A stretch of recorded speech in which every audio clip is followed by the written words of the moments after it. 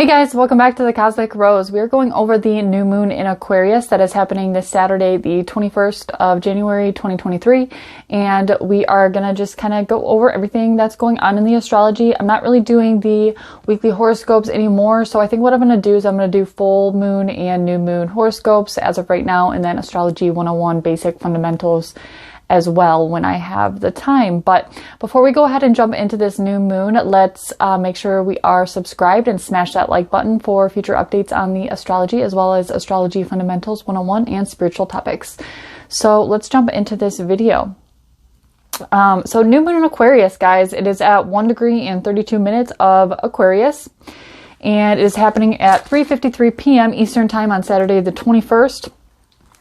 The biggest thing about this new moon is, first and foremost, it's conjunct Pluto. Pluto's at 28 degrees of Capricorn, so it's an out of sign conjunction, but it's still a close conjunction. You know, it's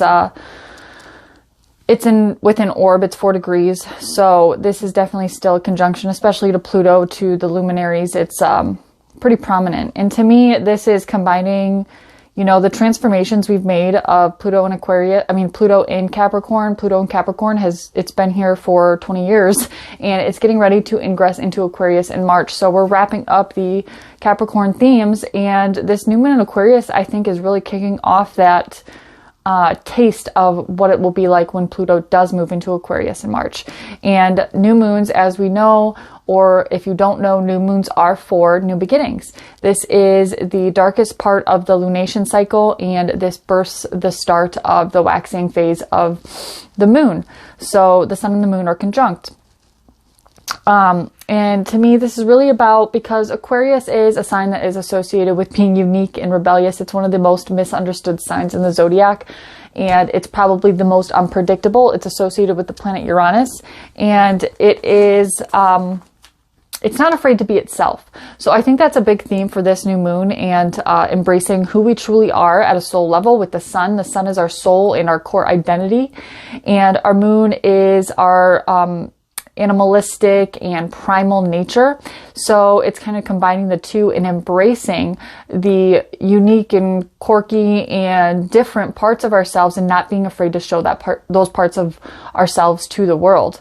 And the other aspects it's making, it's not making a whole lot. It's actually only making, the closest other aspect is a sextile over to Juno and Jupiter, which is ironic to me because Juno and Jupiter are a couple, if you guys did not know that.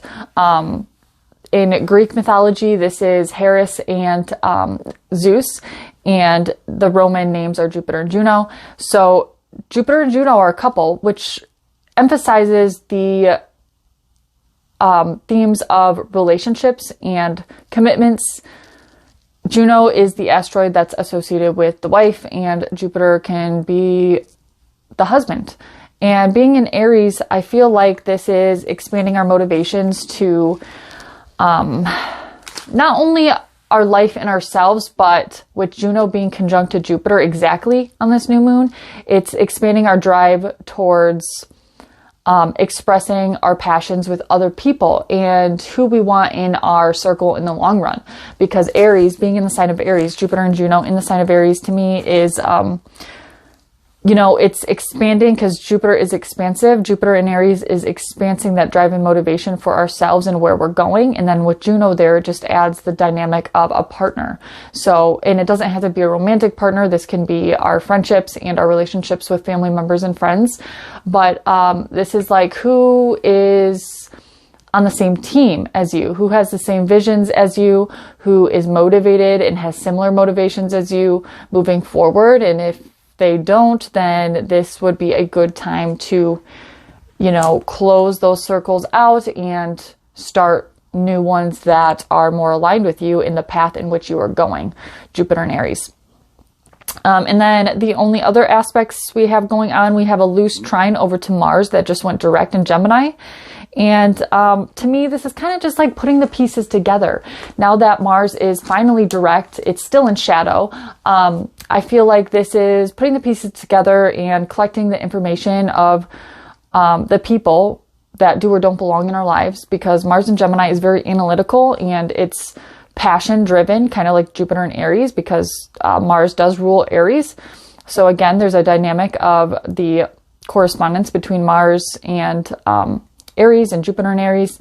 But I do believe this is Mars kind of analytically assessing everything in our immediate environment and where we're going and our motivations, and picking out what doesn't belong, who doesn't belong, and kind of putting things back where they belong with Mars now direct. Because it's been retrograde since October. It finally just went direct, and it's just kind of cleaning things up before it gets out of shadow. When it gets out of shadow, things are really going to start going. So, and then the only other aspect is over to another asteroid called Ceres. I've talked about Ceres before. She is kind of like a nurturing mother figure, moon type archetype of the zodiac asteroid. And with the trine over to Ceres, it is a smaller orb actually than the trine to Mars, but Mars is a bigger influence, so I wanted to note that one first.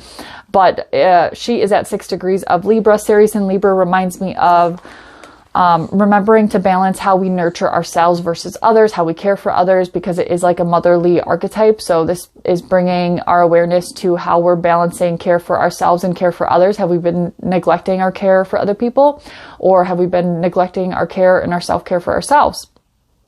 That is a big question. And with the trine from the new moon, I feel like this new moon is going to kind of balance those things out. We can have the chance to reflect on if we've been neglecting certain areas of nurturing and care for ourselves and others, because it is in the sign of Libra, and Libra is a sign that is associated with other people. So I think this is going to be a beautiful new moon. I know this was kind of a short horoscope actually, but you know, as of Sunday, so that'll be the 22nd, Uranus goes direct that day, and I'm filming this actually before Mercury goes direct, but Mercury is going direct on Wednesday, the 18th, and then we have the sun, which will conjunct Pluto that day, and then we have Uranus going direct on the 22nd, Sunday the 22nd, and all planets will be direct. So Mercury and Uranus will still be in their shadows, but all planets will be direct, guys. So this is like a lot of these tensions and difficulties that we have been experiencing since summertime of 2022. All of this like stagnancy and confusion and illusion, all of the issues that have been going on the past 6 months or so are finally gaining momentum to move forward and to clear out all that karma and bad energy and things that have been holding us back in the grand scheme of things. So I think this is going to be a beautiful full moon, especially if you have Aquarius placements. Fixed signs will be hit the hardest because of Aquarius being a fixed sign. So fixed signs are Leo, Aquarius, Scorpio, and Taurus.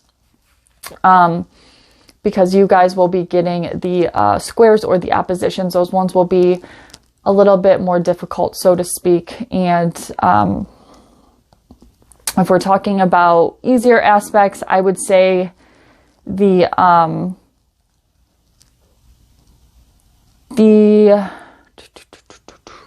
cardinal signs will be getting hit with the trines. So I think the cardinal signs actually have the best outcome as far as this new moon goes. Sorry, I'm just trying to work my horoscope thingy.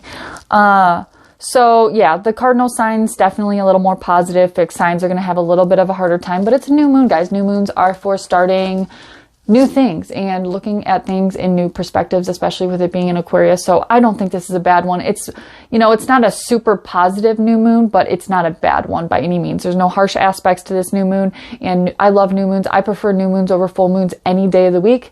And yeah, I really like this new moon. So I hope you all enjoy your new moon in the next lunar cycle, and I will see you guys on the next one. Love you.